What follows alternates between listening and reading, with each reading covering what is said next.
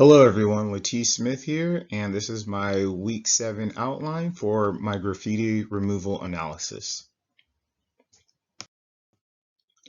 The problem I will be reviewing for this presentation will be the problem of graffiti in the city of Riverside.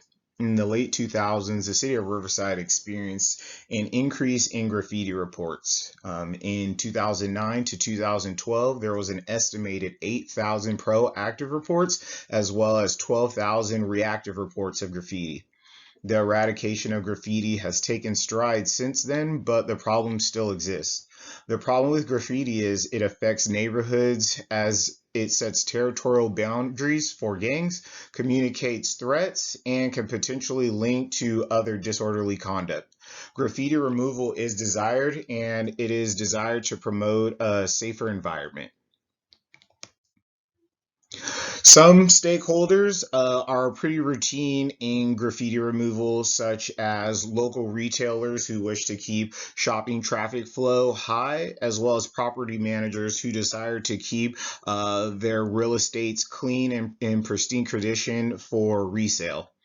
Other stakeholders in graffiti are the City of Riverside as well as the City of Riverside Board of Supervisors, who have been called upon by community members to keep their community safe.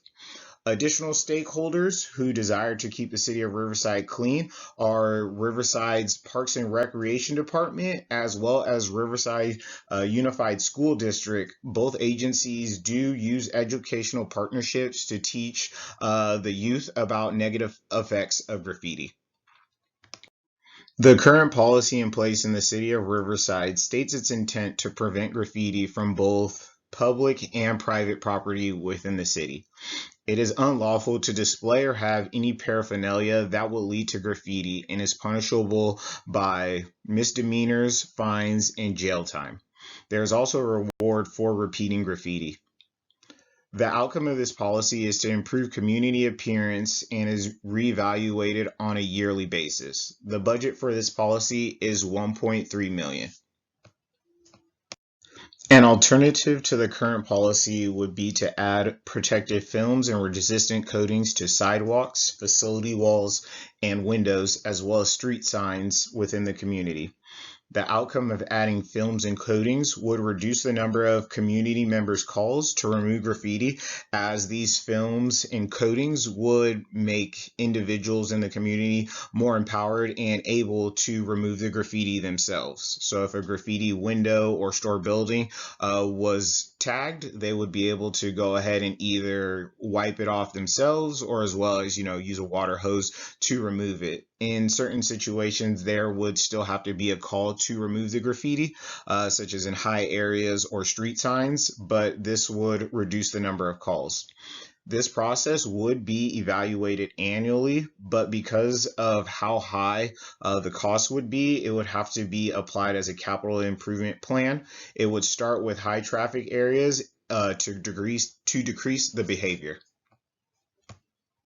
Another alternative to the current policy would be to enhance it, so we could increase or double the efforts of abatement.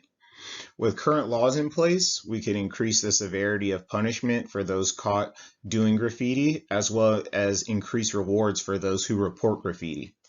The outcome of this would be to neutralize the graffiti, as the abatement team would be able to be doubled in size, and graffiti reports would see an improvement of removal time from 48 hours to 24 hours.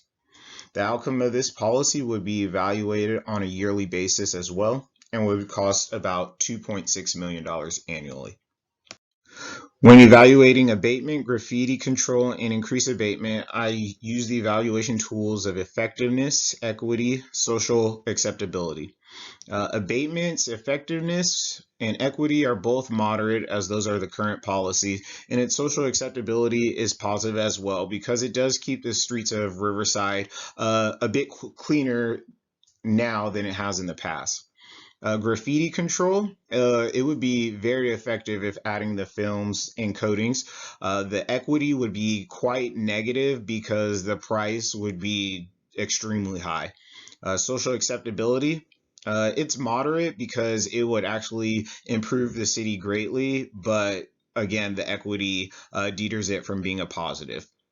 Increased abatements effectiveness would be positive, and it would decrease the time graffiti is out on the streets. Its equity would be negative because it would double in price, which means community members more than likely would be stuck with that bill. Its social acceptability would be a bit moderate because the community would look cleaner, but it would come through the form of tax dollars, and that could be upsetting to a couple of community members. In conclusion, the policy that would be the most effective would be the increased abatement. It would be the most successful amongst administrative and technical feasibility.